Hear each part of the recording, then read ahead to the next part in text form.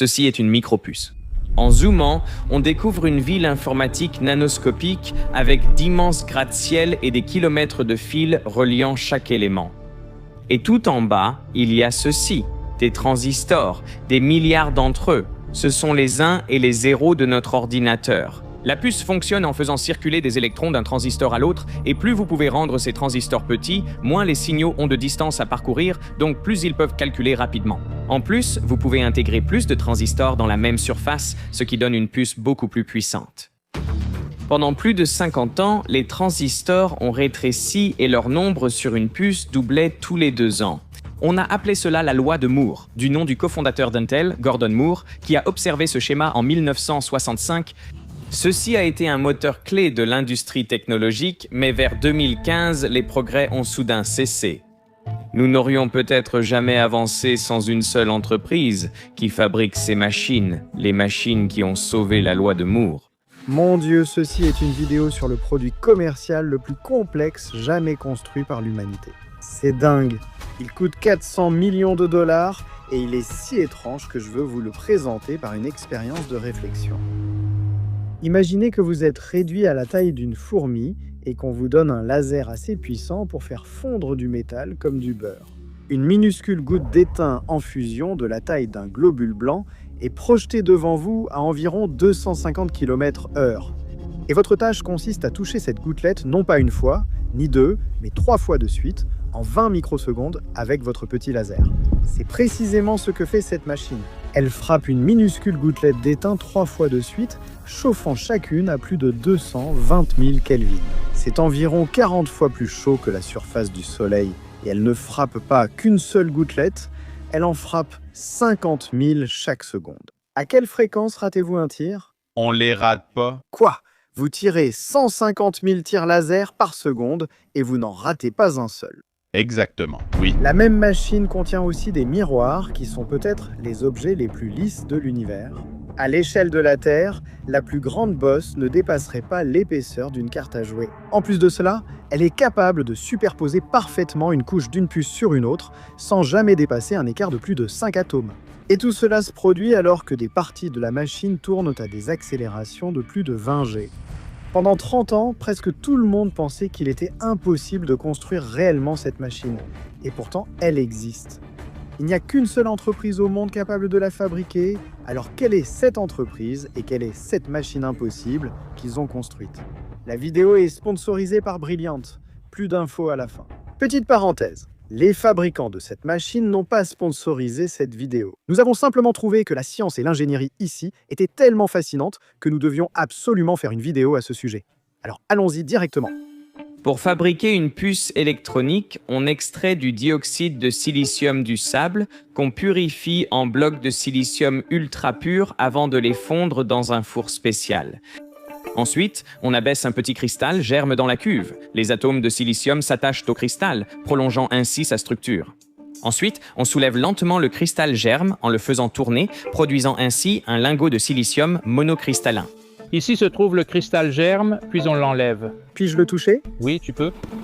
On dirait que tu ne pourrais pas le tenir d'ici. Ouais. Ça paraît même fragile, genre moi, si tu fais un faux mouvement... Ouais, j'ai peur de le casser. Là, il force davantage. Le lingot est découpé en jusqu'à 5000 tranches avec des fils diamantés, puis chaque tranche est soigneusement polie. Il est ensuite recouvert d'une résine photosensible. Il en existe différents types, mais dans une résine photosensible positive, les zones exposées à la lumière deviennent plus fragiles et plus solubles. En faisant passer de la lumière à travers un masque à motif, vous affaiblissez certaines parties du revêtement. Ensuite, vous rincez la plaquette avec une solution basique pour éliminer la résine photosensible exposée, laissant ainsi le motif imprimé. Vous pouvez maintenant transformer ce motif en structure physique. Cela se fait souvent en gravant le silicium à l'aide de produits chimiques ou de plasma. Et ensuite, vous déposez un métal comme le cuivre pour remplir ces lignes gravées. Enfin, vous retirez la résine photosensible restante. Et maintenant, vous avez fabriqué une seule couche de la puce. Nous avons simplifié ce cycle aux étapes principales: enduire, exposer, graver et déposer. Ce processus se répète pour chaque couche de la puce et selon la puce, il peut y avoir entre 10 et 100 couches. La couche du bas, composée de transistors, est la plus complexe, avec des centaines d'étapes toutes cruciales. Les couches supérieures sont un peu plus simples. Ce sont les fils métalliques qui transportent les signaux et l'alimentation électrique. La tranche de silicium finale contient des centaines de puces découpées, emballées et intégrées au produit. L'étape la plus difficile et cruciale est de faire passer la lumière à travers le masque sur la tranche de silicium. C'est la photolithographie, et c'est parce que cette étape détermine à quel point on peut rendre les motifs petits. Au début, cela paraît simple. La lumière passe à travers les ouvertures et elle est bloquée par tout le reste. Mais à mesure que vous essayez d'imprimer des motifs de plus en plus petits, les espaces dans le masque commencent à approcher la longueur d'onde de la lumière. Et cela pose certains problèmes. Et on peut même le montrer parce que justement j'en ai un. Ça, c'est un masque. Ça, c'est un réticule. Un réticule ou un masque, il affiche le motif d'une couche de puce, avec des lignes et espaces microscopiques d'environ 670 nanomètres. Et si je prends, par exemple, un pointeur laser, donc c'est un laser rouge, oui, si je le fais passer à travers, alors vous voyez ceci ici. Le laser a une longueur d'onde d'environ 650 nanomètres. Lorsque la lumière atteint la réticule, ces fronts d'onde se courbent en traversant chaque fente, émettant ainsi des ondes qui se propagent et se chevauchent. Maintenant, regardons simplement la lumière provenant de ces deux fentes. Lorsque les crêtes d'une onde coïncident avec les creux de l'autre, on dit que les deux ondes sont en opposition de phase et s'annulent. Vous obtenez des zones sombres et quand les crêtes coïncident, les ondes sont en phase. Elles s'ajoutent, créant des zones lumineuses. Vous obtenez une interférence, n'est-ce pas? Et vous obtenez un motif de diffraction. Maintenant, la diffraction est inévitable. Donc, au lieu de la combattre, les concepteurs l'utilisent en fait pour obtenir les motifs qu'ils souhaitent. Ils partent du motif final souhaité pour travailler à rebours sur la plaquette. Et ils conçoivent les fentes de façon à ce que la diffraction se produise de manière à créer le motif qu'ils souhaitent. On voit 3 points. Celui du milieu, c'est l'original, l'ordre 0, et puis à gauche et à droite, on distingue le premier et le -1. Maintenant, pour que cette image soit résolue sur la plaquette, il faut capturer l'ordre 0, le premier et le -1. Réduire les motifs augmente l'angle alpha entre l'ordre 0 et le premier ordre, donc la lentille doit être plus grande pour capter la lumière. La taille de la lentille est décrite par l'ouverture numérique, ou NA en abrégé, qui correspond simplement au sinus de cet angle. Donc, plus elle est grande, plus les motifs que vous pouvez imprimer sont petits. Cependant, la taille de votre système de lentilles est strictement limitée. Si l'angle est de 90 degrés et l'ouverture numérique de 1, la lentille doit être infinie. Heureusement, il y a une autre chose que nous pouvons changer. Ceci est un laser rouge. Oui, Et un laser rouge a une longueur d'onde de 650 nanomètres, je dirais. Et si je prends le laser vert, celui-ci a une longueur d'onde de 532. Alors vous pouvez voir que les points verts sont plus rapprochés que les points rouges.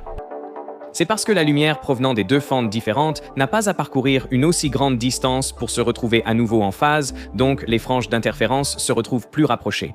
Avec une longueur d'onde plus courte, on imprime des motifs plus petits avec la même lentille. Tout cela est résumé par l'équation de Rayleigh, qui détermine la plus petite taille de motif ou dimension critique. mais comme il y a une limite à l'augmentation de l'ouverture numérique, je veux dire jusqu'à 1 avec le temps, la seule façon de continuer à fabriquer des motifs de plus en plus petits est d'utiliser des longueurs d'onde de plus en plus courtes. C'est bien ce qui s'est passé. Jusqu'à la fin des années 1990, l'industrie utilisait cette lumière pour fabriquer toutes les puces les plus avancées, avant d'adopter la lumière UV profonde de 193 nanomètres, et ce jusqu'en 2015. Mais à ce moment-là, les scientifiques avaient atteint la limite de la miniaturisation des composants. La loi de Moore allait bientôt atteindre ses limites. Il fallait donc un changement radical, un changement qui mijotait depuis environ 30 ans. Dès les années 1980, le scientifique japonais Hiro Kinoshita a eu une idée folle.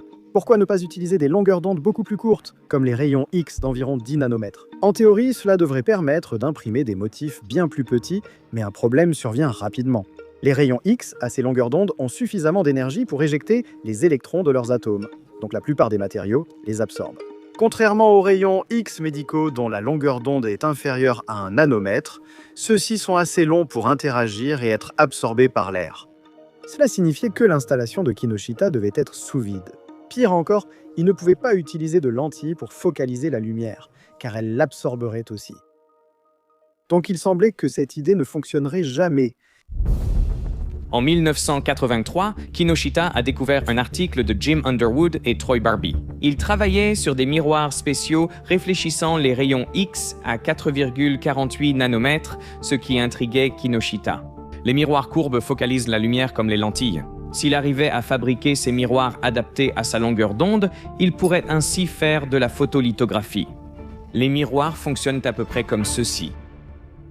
Quand la lumière passe d'un milieu à un autre, comme de l'air au verre, elle se courbe, une partie la traverse et une autre est réfléchie.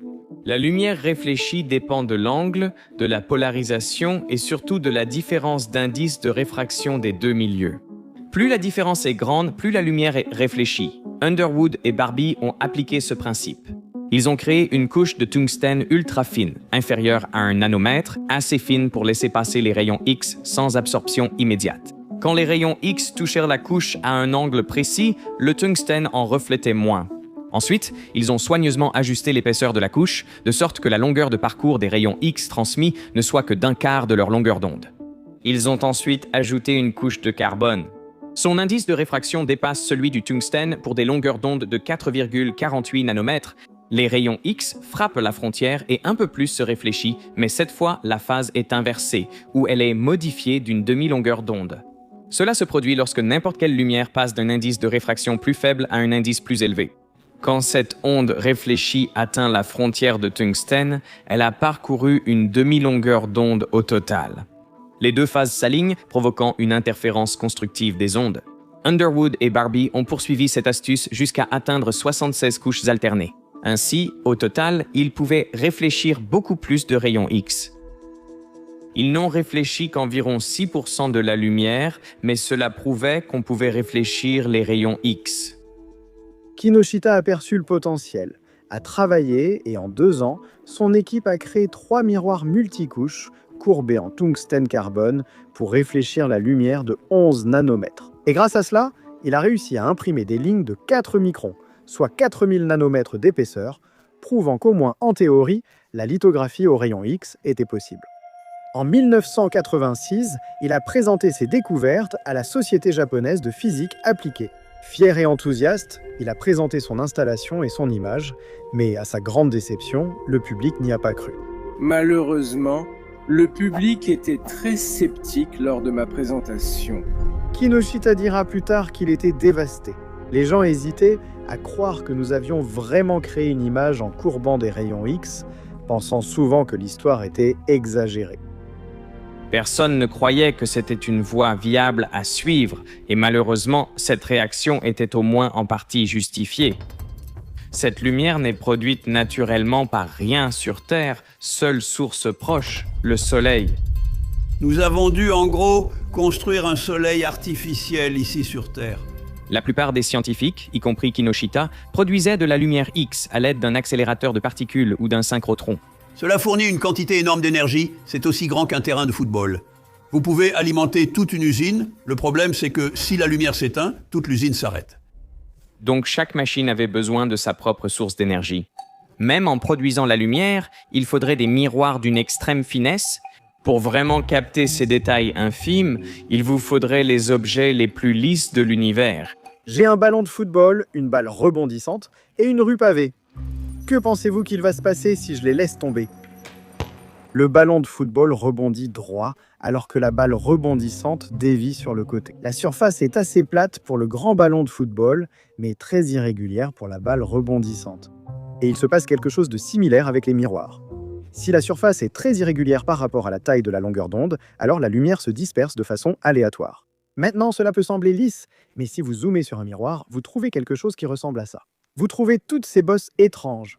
Et maintenant, pour mesurer la rugosité, ce que vous faites, c'est que vous prenez la moyenne de ces bosses et cela vous donne votre ligne moyenne. Pour un miroir domestique classique, la hauteur moyenne atteint environ 4000 atomes de silicium.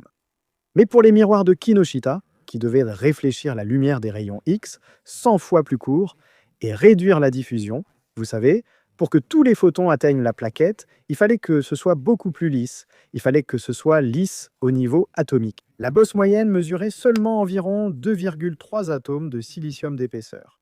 Un miroir de la taille de l'Allemagne aurait une bosse maximale d'environ 1 mm. Mais Kinoshita refusa d'abandonner. Ma conviction reste intacte. Et bientôt de l'aide viendrait d'un endroit inattendu. De l'autre côté du Pacifique, à environ 70 km à l'est de San Francisco, se trouve le laboratoire national Lawrence Livermore, un laboratoire né de la guerre froide, financé massivement par le gouvernement américain et conçu uniquement pour les armes nucléaires. Le laboratoire a été fondé par l'inventeur du cyclotron, Ernest Lawrence, et le père de la bombe à hydrogène, Edward Teller. Au fil du temps, ils ont conçu plus de 10 ogives à fusion, concentrant une partie de leurs recherches sur les réactions de fusion nucléaire. Les réactions de fusion émettaient beaucoup de lumière X qu'ils n'avaient jamais pu capturer ni analyser. Maintenant, grâce à ces miroirs multicouches spéciaux, il y avait une chance.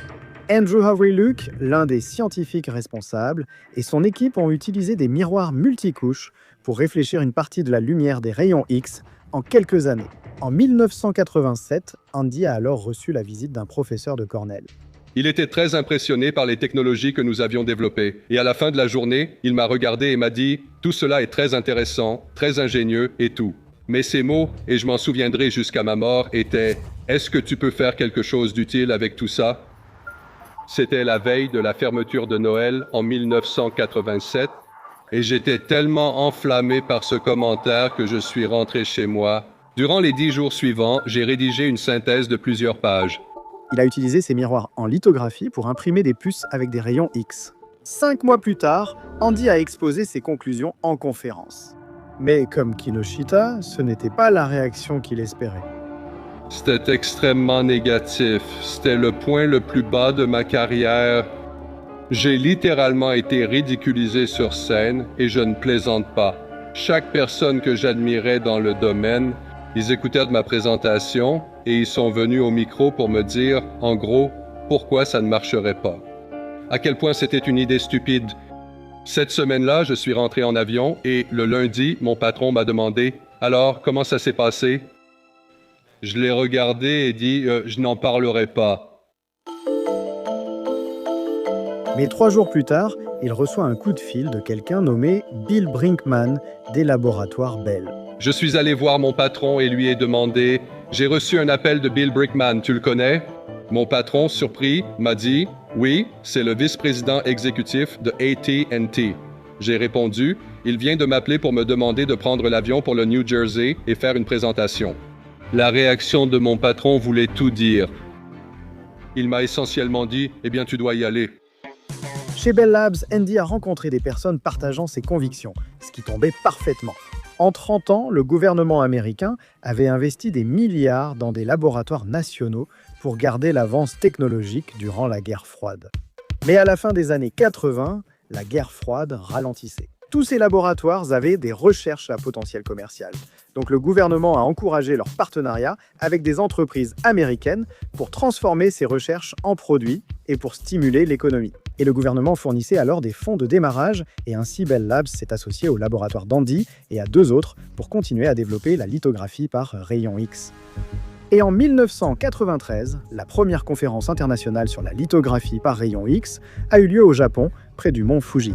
Dans le discours d'ouverture, Kinoshita a déclaré que tant que nous ne perdons pas le désir qui est né en nous, la technologie progressera régulièrement du micro au nano, puis au pico. Ils ont même renommé la technologie lithographie extrême ultraviolet ou EUV. En 1996, le gouvernement américain a stoppé les financements du projet. Ce fut une catastrophe pour les grands fabricants de semi-conducteurs comme Intel. L'industrie estimait que les outils de lithographie à 193 nanomètres prendraient du retard par rapport à la loi de Moore d'ici 2005, mais il n'y avait pas d'autres alternatives. Intel, Motorola, AMD et d'autres ont investi 250 millions de dollars pour poursuivre, constituant le plus grand investissement privé du secteur. Dans le cadre d'un projet de recherche du département de l'énergie, en l'an 2000, les laboratoires avaient produit ceci, le banc d'essai d'ingénierie. C'était le premier prototype EUV entièrement fonctionnel. Il générait 9,8 watts de lumière UV extrême à 13,4 nanomètres, réfléchi par 8 miroirs. De la source au masque, puis à la tranche, il imprimait des motifs de 70 nanomètres, prouvant que le UV fonctionnait. Réussir à faire fonctionner le banc d'essai d'ingénierie fut une étape clé. Cela a montré à des entreprises comme Intel qu'une bonne ingénierie nous mènera au but.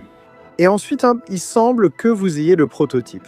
Ça ne devrait pas être trop difficile de le commercialiser. C'est ce qu'il pensait. Mais le prototype avait un défaut majeur. Il ne pouvait imprimer qu'une dizaine de plaquettes par heure, alors que pour rendre l'EUV économiquement viable, il faudrait en imprimer des centaines par heure, 24 heures sur 24, 365 jours par an. La production était lente, car la lumière se reflétait sur 8 miroirs et sur le réticule, lui-même miroir avec un motif imprimé. Les masques traditionnels qui laissent passer la lumière ne fonctionnent pas parce qu'ils absorbent toute la lumière. Chaque miroir avait une réflectivité d'environ 70% proche du maximum.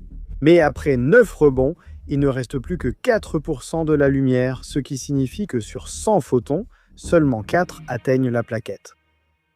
On pourrait penser qu'utiliser moins de miroirs suffit, mais cela ne marche que jusqu'à un certain point. Focaliser la lumière avec un système optique entraîne toujours une distorsion. Par exemple, les rayons qui passent par les bords extérieurs de la plupart des lentilles focalisent la lumière légèrement différemment de ceux qui passent près du centre. Ceci s'appelle l'aberration sphérique, et les appareils photo classiques corrigent ce problème ainsi que d'autres aberrations en utilisant plusieurs lentilles. Un système de miroir n'est pas différent.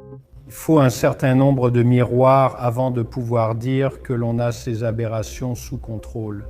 En réalité, les systèmes actuels ont 6 miroirs. Ça aide un peu.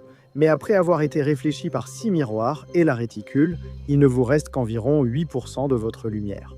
Ils ont donc dû augmenter drastiquement la puissance de la source à au moins 100 watts. Pour la plupart des entreprises, cette augmentation de puissance par 10 semblait impossible. Même les personnes qui ont travaillé sur le test d'ingénierie ont noté que, bien que la technologie EUV soit acquise, il restait des millions de défis techniques à relever pour en faire une réalité en production. Ainsi, les entreprises américaines ont progressivement abandonné le développement d'une machine de lithographie EUV, ne laissant qu'une seule société. ASML, qui signifiait autrefois Advanced Semiconductor Materials Lithography, est située dans une petite ville anonyme des Pays-Bas. Elle s'est séparée de Philips dans les années 80 avec pour seuls actifs un hangar et une machine à graver les plaquettes à semi-conducteurs à peine fonctionnels. Mais Philips leur a aussi donné du personnel. Jos Benschop, le premier chercheur d'ASML, et Martin van den Brink, qui deviendrait plus tard le directeur technique d'ASML et le plus grand défenseur de l'EUV. Et il est vraiment comme le Steve Jobs de la lithographie, et il a vu arriver l'EUV. ASML a rejoint plus tôt le consortium américain sur l'EUV et doit maintenant trouver comment le commercialiser. Ils allaient collaborer avec Zeiss, chargé des miroirs, tandis qu'ASML se focaliserait sur la source lumineuse. Lors de la conception d'un système de lithographie, il faut d'abord choisir la longueur d'onde à utiliser. Au début, on a exploré tout ce qui se situait entre 5 et 40 nanomètres. Le problème, c'est qu'il faut trouver une source et il faut trouver des optiques qui réfléchissent la longueur d'onde, donc il faut chercher la bonne combinaison. Underwood et Barbie avaient déjà fabriqué des miroirs capables de réfléchir une lumière d'environ 4 nanomètres.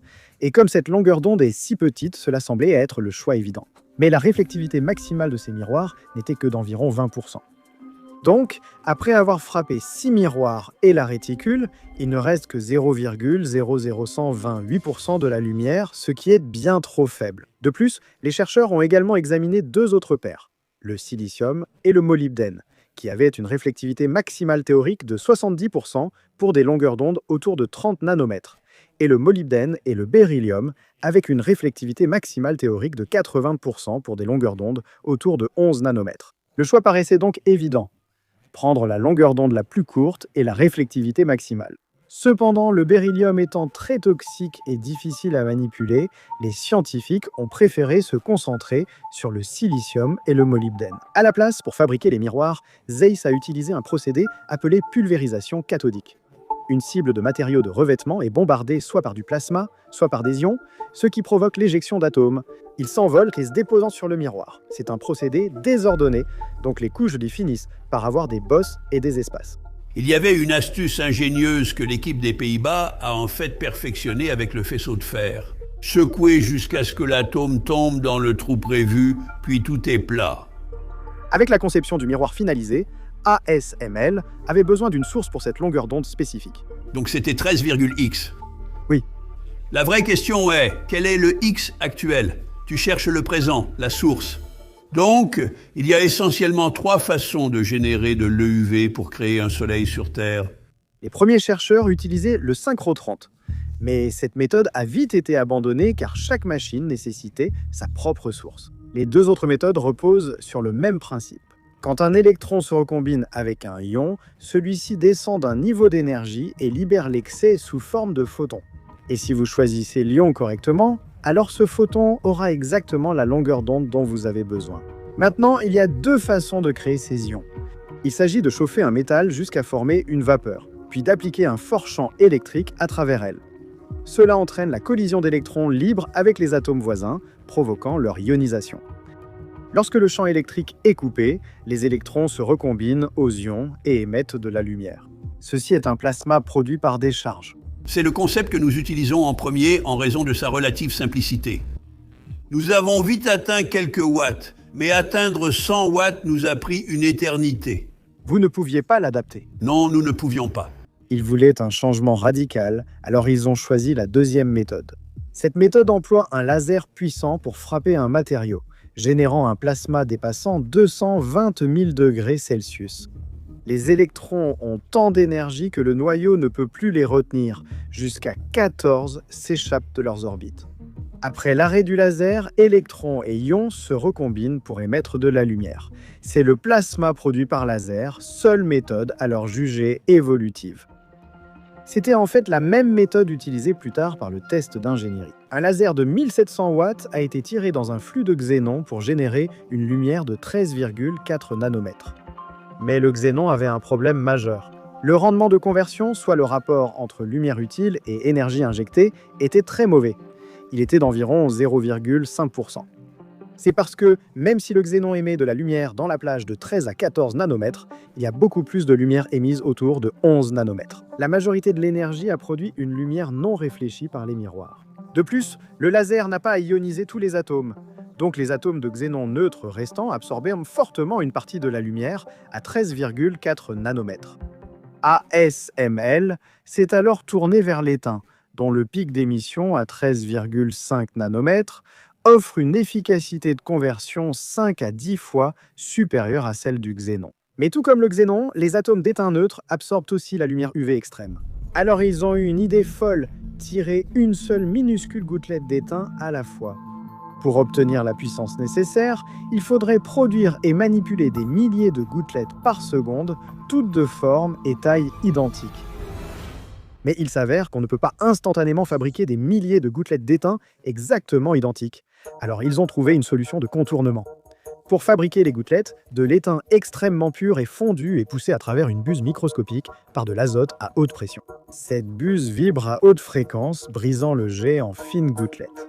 Ces gouttelettes sont irrégulières en taille, en forme, en vitesse et en distance. Et tout le processus est chaotique. C'est un peu notre sauce secrète. Comment moduler ce mince jet pour qu'il forme les gouttelettes que nous voulons et qu'elles soient stables?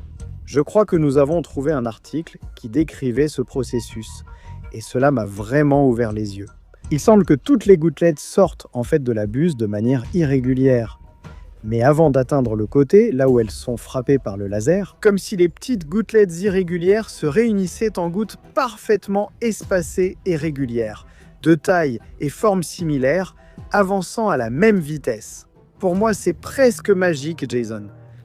Oui, c'est exactement ça. Comment transformer un long jet d'étain qui veut se fragmenter en toutes ces gouttelettes irrégulières et en quelque sorte forcer pour qu'il s'effondre en une seule gouttelette, et puis que cela se reproduise encore et encore.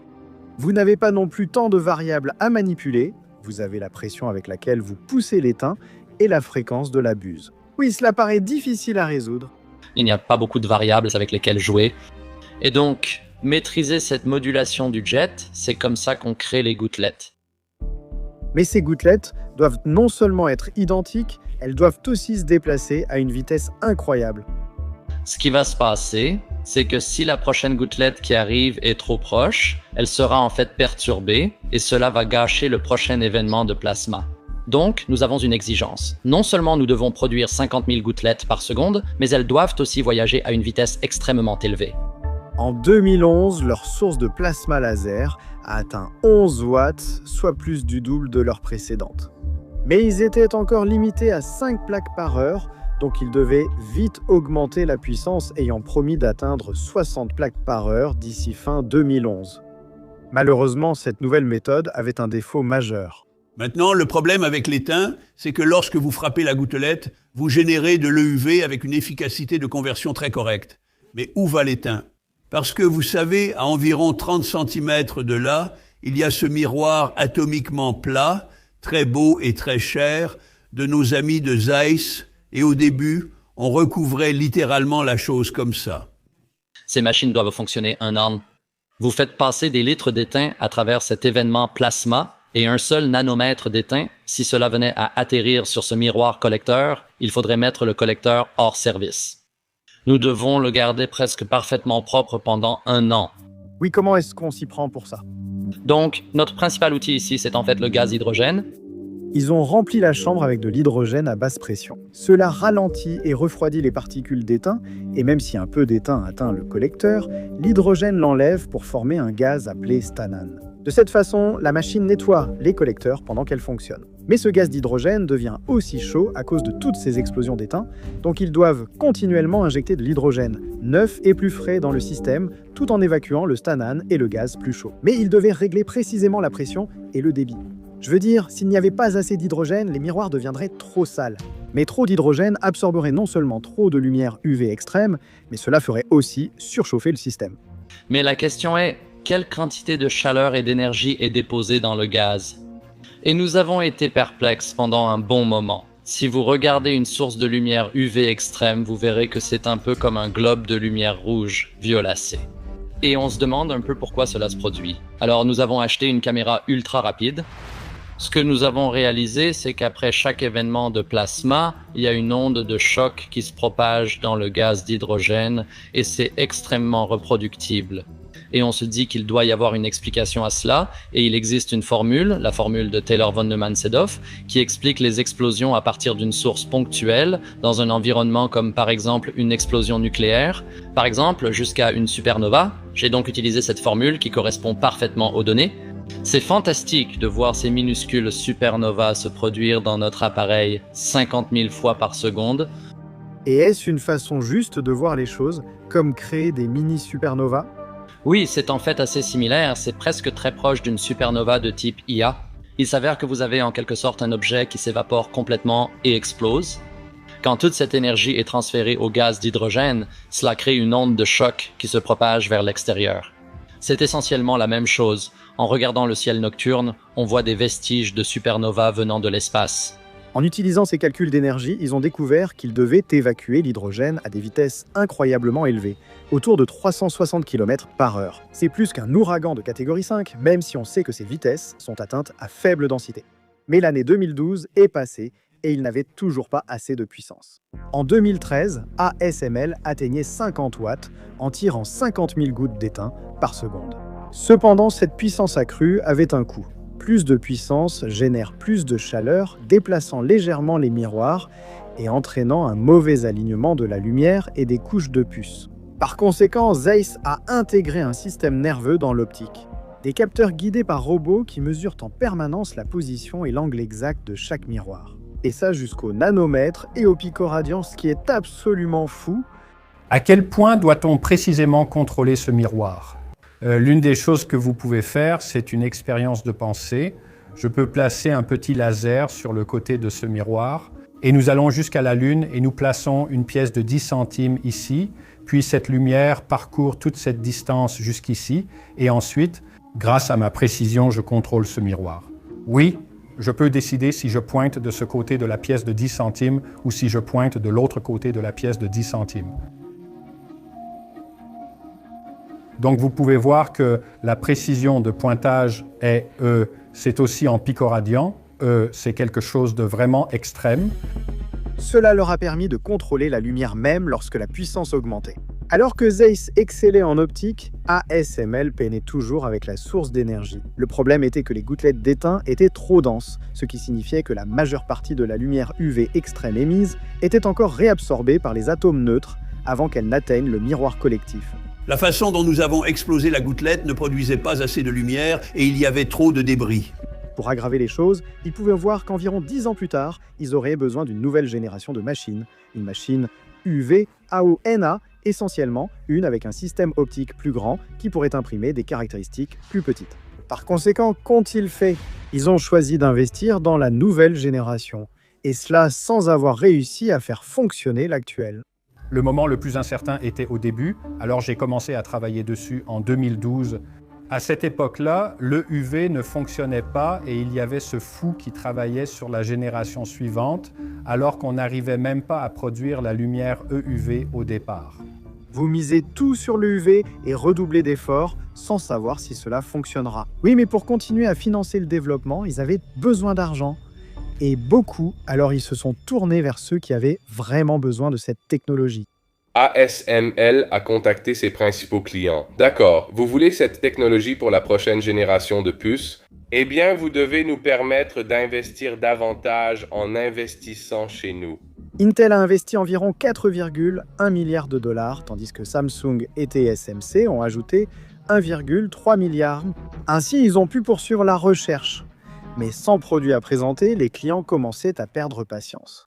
Nous étions crucifiés à chaque conférence parce que nous n'avons pas pu tenir les promesses que nous avions faites l'année précédente. Ils disaient « Vous avez montré ceci il y a 2 ans, cela l'an dernier, et vous dites autre chose cette année. Pourquoi devrais-je vous croire ?» Ils commençaient à désespérer. Mais c'était, je crois, vers 2012 ou 2013. Nous peinions à augmenter la puissance UV extrême quand Kinoshita est venu nous voir. Je l'ai emmené dîner dans une petite ville voisine et en face du restaurant, il y avait une chapelle Maria. Et maintenant, tu sais, la science, nous avons atteint les limites de la science. Et allons demander une intervention divine. Alors nous sommes allés à la chapelle. Donc Kinoshita, juste pour être sûr, a allumé 3 bougies pour les 3 fournisseurs qui poursuivaient la technologie EUV à l'époque. Et voilà, et j'ai les données pour le prouver. Il y a une très forte corrélation entre le fait d'avoir allumé la bougie et l'augmentation de la puissance. Ce n'est pas un effet causal, mais il y a une forte corrélation. L'idée était de frapper la gouttelette 2 fois au lieu d'une. Un coup pour frapper la gouttelette et elle s'étale en forme de galette. Et ce n'est qu'à ce moment-là qu'on donne le 2e coup. Le coup principal, plus puissant, où vous évaporez la galette et la transformez en plasma. C'était une grande avancée. En changeant la cible d'une gouttelette à une galette, vous obtenez une plus grande surface pour que le laser puisse vaporiser, mais sans le coût d'ajouter plus de débris ou d'atomes neutres, car maintenant l'étain est vaporisé d'un seul coup. En 2014, ils ont enfin atteint le seuil des 100 watts. Mais les avancées du multipatterning à 193 nanomètres rendaient l'UV extrême inutile si la source atteignait au moins 200 watts et produisait 125 plaquettes par heure. La source a doublé, passant de 100 à 200. Mais l'industrie avance, personne ne t'attend, il trouve d'autres solutions.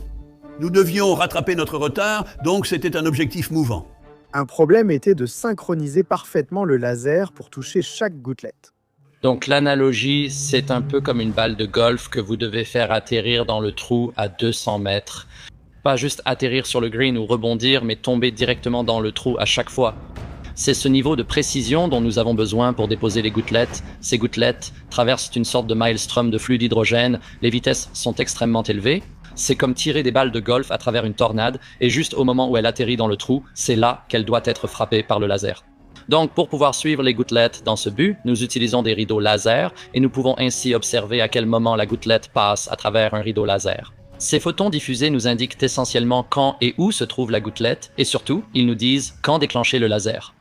Nous devons donc considérer le temps nécessaire à l'impulsion lumineuse pour atteindre la gouttelette après son émission. En 2015, ils approchaient du seuil de 200 watts quand les membres du conseil d'administration d'ASML ont soudain été convoqués. C'était l'un de ces moments décisifs où nos clients étaient vraiment à bout de patience. Martin et le conseil d'administration ont été convoqués en Corée pour présenter les 200 watts et ils en avaient vraiment assez. Vous savez, oui, soit vous le montrez maintenant, soit vous partez. Et quand ils sont montés dans l'avion, l'expérience était encore en cours. À leur sortie de l'avion, ils montraient à tous le premier résultat, prouvant à quel point nous étions proches. L'alimentation activée, il restait un dernier problème à résoudre avant de fabriquer leur machine. Même si le gaz d'hydrogène protégeait le miroir des débris, ce n'était pas parfait. Tous les photons à haute énergie intense et les ions d'hydrogène qui circulaient détérioraient le revêtement supérieur spécial sur le collecteur. Il devait encore nettoyer les miroirs toutes les 10 heures, ce qui nuit à la productivité. Martin Van der Brink demandait des mises à jour tous les jours sur leur progrès. Puis un ingénieur a remarqué qu'à chaque ouverture de la machine, les miroirs paraissaient le plus propres. Il est intervenu et a dit « Oh, attendez une seconde. Chaque fois que nous ouvrons la machine, de l'oxygène entre et notre problème est résolu. Ne pourrions-nous pas trouver un moyen d'ajouter juste un peu d'oxygène à notre système et nous assurer que le collecteur reste propre plus longtemps ?» Ils ont donc commencé à expérimenter la quantité d'oxygène nécessaire dans le vide et ils ont finalement atteint ce résultat. En ajoutant autant d'oxygène, le collecteur restera propre plus longtemps. Grâce à cette solution, la machine d'ASML a pu fonctionner beaucoup plus longtemps et devenir enfin viable commercialement. En 2016, les commandes affluaient et désormais toutes les puces avancées nécessitaient la machine d'ASML, faisant d'elle l'une des entreprises technologiques majeures. Les premières machines commerciales d'ASML avaient une ouverture numérique de 0,33 et pouvaient imprimer des lignes de 13 nanomètres. Celles-ci sont appelées les machines à faible NA, et ASML les fabrique toujours. Mais la machine sur laquelle l'équipe de gens a travaillé en 2012 était la génération suivante, avec un système optique plus grand pour imprimer des motifs plus petits. Ceci était la machine à haute NA avec une ouverture numérique de 0,55. Nous avons la chance de voir leur dernière version de près. Combien coûte la machine? Nous disons toujours plus de 350 millions d'euros. Et on peut vraiment l'acheter, n'est-ce pas? Vous pouvez, si vous le souhaitez. Si j'avais l'argent, je pourrais l'acheter. Oui, vous pourriez. Combien de personnes ont déjà vu ça? Nous limitons strictement l'accès à la salle blanche. Les machines d'ASML sont assemblées en salle blanche très stricte. Chaque mètre cube ne doit pas contenir plus de 10 particules de quelques microns et aucune plus grande. Une particule de pollen fait environ 20 microns et du sable très fin environ 10 microns. À titre de comparaison, les salles d'opération hospitalières, devant être très propres, limitent à 10 000 le nombre de particules de 0,1 micron par mètre cube. C'est tellement injuste à quel point Marc a l'air mieux, même si c'est un costume clair. Je me sens comme un petit nul. D'accord, donc on va passer par les douches à air, alors tu vas devoir faire comme moi. D'accord, on enlève toutes les particules restantes. Oui, donc c'est comme de l'air ultra propre qui nous nettoie. Cet endroit est immense, c'est fou. J'ai déjà visité des salles blanches, mais celle-ci est différente. Y a-t-il des zones secrètes ici où presque personne n'a accès? Je peux pas te le dire. Bonne réponse. D'accord, donc voici le total. C'est fou. Regardez comme c'est grand. C'est la machine la plus avancée jamais créée par l'humanité. Cela a pris de très nombreuses années, des décennies de développement, des milliards de dollars, tout ça pour obtenir cette beauté gigantesque. Donc c'est la première machine de haut niveau. Donc si vous avez vu des photos sur Internet ou autre, oui, c'est cette machine. Donc les toutes premières lignes jamais imprimées à 8 nanomètres et tout ça, c'était cette machine. L'objet le plus lisse sur Terre. Oui, tout est là-dedans, oui. Attends, je vais voir si je comprends. C'est la source lumineuse, donc là où ils produisent l'ultraviolet extrême. Oui. Et ensuite, le laser doit arriver de là. Ouais, regardons le laser. En fait, nous avons pu voir exactement comment fonctionne le laser et la source lumineuse. On entre dans le système laser, Marc vérifie, je pense qu'on peut filmer ici. Il ne capte rien, on n'est pas censé le faire. Oh, waouh, ça a l'air dangereux. Maintenant, le système laser est couvert par toutes ces armoires marron. Mais ici, il y a une version modèle. Un laser au dioxyde de carbone de quelques watts entre dans l'amplificateur, où il rebondit jusqu'à atteindre 5 fois sa puissance. Il passe ensuite par un total de 4 amplificateurs différents pour porter le laser final à 20 000 watts, ce qui est 4 fois plus puissant que les lasers qui découpaient l'acier. Ici, nous avons les amplificateurs qui génèrent ce faisceau laser puissant, puis il en sort tout simplement.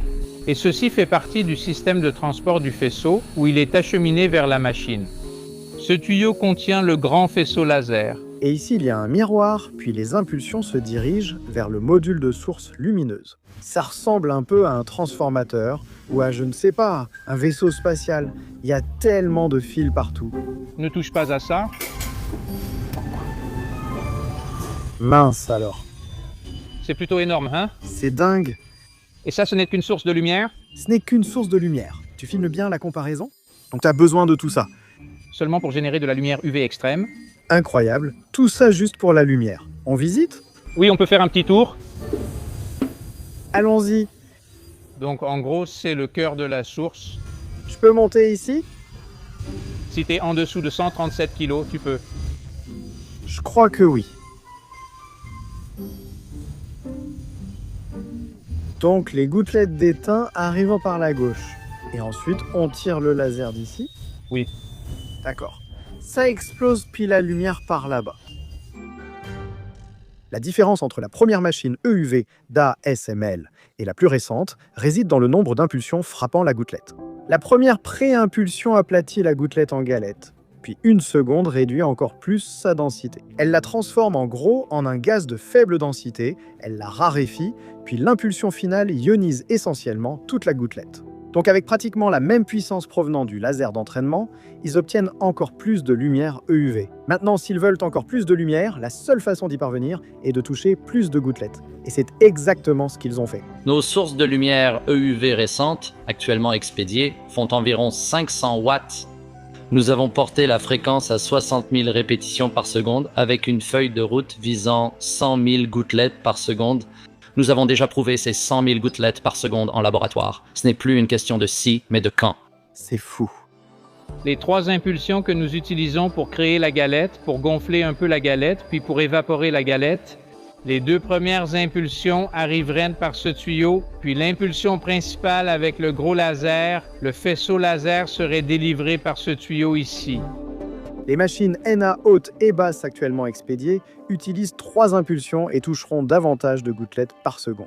Mais la source lumineuse n'est qu'une petite partie de la machine complète. Après avoir rebondi sur le miroir collecteur, la lumière EUV se dirige vers l'illuminateur, un ensemble de miroirs qui façonnent et focalisent la lumière avant qu'elle n'atteigne le réticule. Le réticule constitue la partie supérieure et ce module est construit dans une installation séparée puis installé ultérieurement. La lumière pénètre ensuite dans le boîtier d'optique de projection, un ensemble de miroirs qui réduit sa taille. La machine à haute NA peut réduire le motif 8 fois verticalement et 4 fois horizontalement. Les miroirs sont également beaucoup plus lisses. Néanmoins, si les miroirs de faible NA avaient la taille de l'Allemagne, la bosse la plus haute serait d'environ 1 mm. Si les miroirs de haute NA faisaient la taille du monde, la bosse la plus haute serait aussi épaisse qu'une carte à jouer. Avec ces 2 améliorations, ASML a porté l'ouverture numérique de 0,33 à 0,55.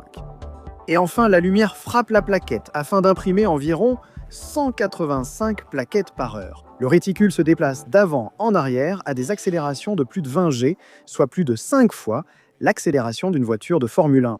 Et voici des images réelles de ce que cela donne à l'intérieur de cette machine. Et remarquez que ce n'est pas accéléré. Ce qui me semble fou avec cette machine, ce n'est ni la rapidité du réticule, ni la précision de son impression. Mais c'est à quel point elle doit être incroyablement précise. Le décalage maximal entre 2 couches, l'overlay est d'un nanomètre, soit 5 atomes de silicium, c'est fou. En général, en tant qu'ingénieur système, nous établissons un budget. Donc on dit, hey, tu as, disons, un nanomètre, et ensuite on divise ce nanomètre en fractions plus petites. Le total des nanomètres, ce n'est pas comme si votre groupe obtenait un nanomètre. Tu obtiens un nanomètre, tu obtiens un nanomètre au total. Oui, par conséquent, tu dois te battre pour ta part du nanomètre. C'est plutôt cool de réaliser que, comme chaque smartphone aujourd'hui, possède une puce fabriquée avec la machine qui a réellement été assemblée ici. Donc c'est une idée sympa. Regarde ça. C'est assez énorme, hein? Si c'est si important, est-ce que tu le caches? Oui, chez un client, ça ressemblera à une grande boîte blanche. Je le préfère comme ça. Oui, moi aussi. C'est drôle. Il faut une machine aussi énorme, autant d'infrastructures, pour fabriquer les plus petites choses qu'on puisse créer à grande échelle. C'est inversement proportionnel. Oui, plus tu veux aller petit, plus tout ce qui l'entoure devient grand. Une fois assemblées, testées et approuvées, les machines sont démontées pour expédition mondiale. 5000 entreprises fournissent 100 000 pièces, 3000 câbles, 40 000 boulons et 2 km de tuyaux. ASML expédie sa machine de haute NA dans 250 conteneurs répartis sur 25 camions et 7 Boeing 747. Malgré tous les doutes et les revers, l'EUV a finalement atteint le niveau de fabrication 3 décennies après les premières images de Kinoshita. Mais même lorsque presque tout le monde pensait que cela ne fonctionnerait pas, il y avait certaines personnes chez ASML qui savaient que cela allait marcher dès 2010. Vers 2001, nous avons dit « faisons-le UV », puis nous avons rencontré de nombreux défis. En 2010, nous avons installé le premier système chez un client, donc il a été installé en Corée. Voilà. Cette chose que je poursuivais depuis 13 ans se trouvait désormais chez un client qui produisait des plaquettes. C'est à ce moment-là que j'ai compris, oui, nous avions fait le bon choix. Des années plus tard, Joss a revu l'homme qui avait installé la première machine. Il est maintenant professeur dans un institut renommé. Et j'ai raconté l'histoire de mon soulagement et à quel point nous avions pris la bonne décision, a dit Ankou. Ouais, a-t-il répondu. Après ton départ en avion après Noël, la machine est tombée en panne, il a fallu 2 mois pour la réparer et ils ont failli me renvoyer pour ma mauvaise décision. Nous avons connu des hauts et des bas. Dès que j'ai vu le système installé chez un client, dans une usine, j'ai su que nous avions fait le bon choix. C'était en 2010, le premier téléphone sorti en 2019, donc il nous restait encore quelques obstacles à surmonter, mais nous avons continué. Maintenant, j'ai passé plusieurs mois à travailler sur cette vidéo et à y réfléchir, et cela me semble toujours absolument impossible. Et plus j'y pense, plus je me dis, vous savez, ces personnes, il y a 40 ans, qui disaient que c'était impossible, ils n'avaient pas tort. C'est complètement déraisonnable de penser qu'on pourrait créer ce soleil artificiel dans un laboratoire, qu'on puisse fabriquer ces miroirs d'une telle finesse et qu'on puisse obtenir la précision de superposition requise. La chose raisonnable, c'est de penser qu'aucune de ces choses n'est possible et de souligner tous les problèmes de chacune d'elles. Cela me rappelle cette citation. « L'homme raisonnable s'adapte au monde, l'homme déraisonnable persiste à vouloir adapter le monde à lui-même, donc tout progrès dépend de l'homme déraisonnable. » Imagine si Andy et Kinoshita et tous les autres avaient été raisonnables, nous n'aurions rien de tout cela. En fait, imagine ce que serait le monde si tout le monde était raisonnable. Ce serait probablement extrêmement ennuyeux. La plupart des technologies et des choses que tu apprécies au quotidien n'existeraient probablement pas. En réalité, tu ne regarderais sans doute pas cette vidéo car la plupart des technologies actuelles paraissaient inimaginables il y a 200 ans. Et donc je pense vraiment qu'en grande partie nous devons nos vies à ces personnes déraisonnables. Et peut-être, du moins pour moi, c'est un rappel qu'il est bon d'être un peu déraisonnable, au moins dans certains grands aspects de la vie. Changer le monde est difficile. Il a fallu surmonter des milliers d'obstacles et plus de 30 ans pour que le UV fonctionne. Les grandes avancées commencent souvent ainsi. Vous apprenez, explorez des idées liées et tentez de les appliquer différemment. Et ensuite, vous développez des compétences pour relever des défis de plus en plus grands. Petit à petit, vous acquérez des connaissances. Voici où le sponsor de la vidéo, Brilliant, intervient. Brilliant vous aide à exceller en mathématiques, en sciences et en informatique grâce à un apprentissage visuel et interactif personnalisé pour vous. C'est une méthode très puissante pour atteindre de grands objectifs d'apprentissage, que ce soit pour maîtriser les mathématiques ou contribuer à une avancée technologique majeure. Sur Brilliant, vous apprenez en pratiquant. Une méthode que la recherche a démontrée comme étant bien plus efficace que l'apprentissage passif. Il adapte votre niveau selon votre parcours, crée des exercices et révisions personnalisées, puis vous aide à progresser à votre rythme. Brilliant offre toujours de nouvelles découvertes. Vous souhaitez approfondir l'optique après cette vidéo? Leur cours de réflexion scientifique est un excellent point de départ.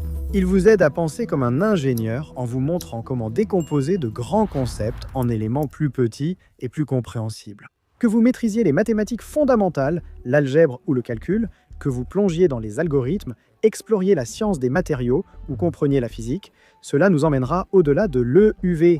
Brilliant vous aidera à atteindre cet objectif. Si comme moi vous souhaitez apprendre plus cette année, Brilliant est un excellent moyen de tenir cette résolution. Donc pour apprendre gratuitement, rendez-vous sur brilliant.org/veritasium, scannez le QR code à l'écran ou cliquez sur le lien dans la description.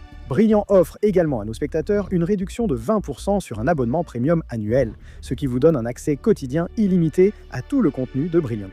Un grand merci à Brilliant pour le sponsoring de cette vidéo et à vous bien sûr de l'avoir regardée.